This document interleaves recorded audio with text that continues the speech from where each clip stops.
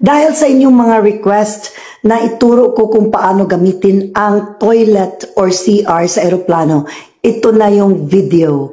Okay? I-share nyo to para malaman din ng mga iba nating mga kababayan na nagbabiyahe at hindi alam kung paano gamitin ang palikuran. Kaya tuloy nahihiya sila na gumamit at hindi tumatayo kahit ihing-ihi na o taing-tain na talaga.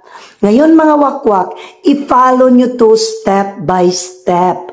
Ayan, klarong-klaro yan. Itong ginagawa ko, pag i-EBS kayo, ganyan ang gagawin nyo, maglagay kayo ng tissue dyan sa gitna ng seat cover. Para yung mga EBS nyo didiretso at hindi siya magkakaroon ng mark pag pina-flush nyo na.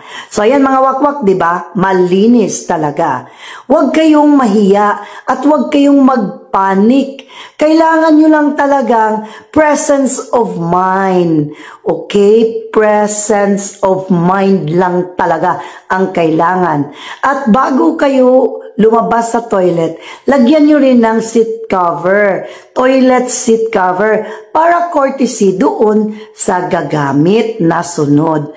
At huwag nyong kalimutan na hugasan ang inyong mga kamay para hindi naman kayo manimaho paglabas nyo sa CR.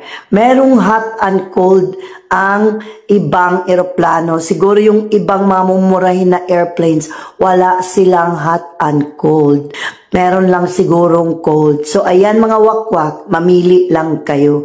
Hugasan nyo mabuti ang kamay. Ayan, pagkatapos, punasan nyo ang inyong mga hands. Diba? Ganon.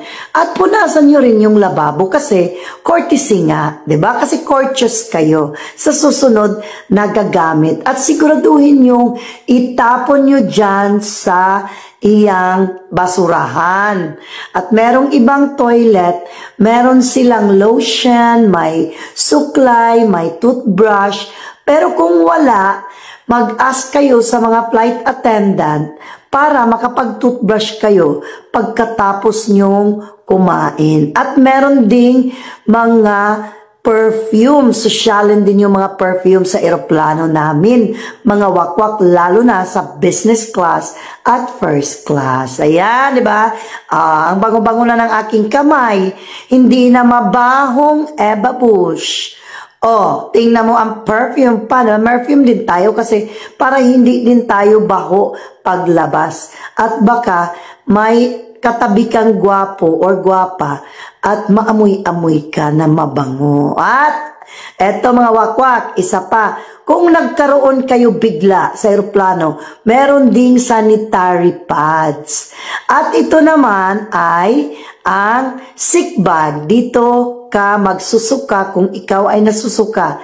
Makikita mo rin ito dyan sa iyong upuan. At kung wala, mag-ask ka sa flight attendant. O yan mga wakwak, sobrang very easy lang. Kaya wag na kayong manginig.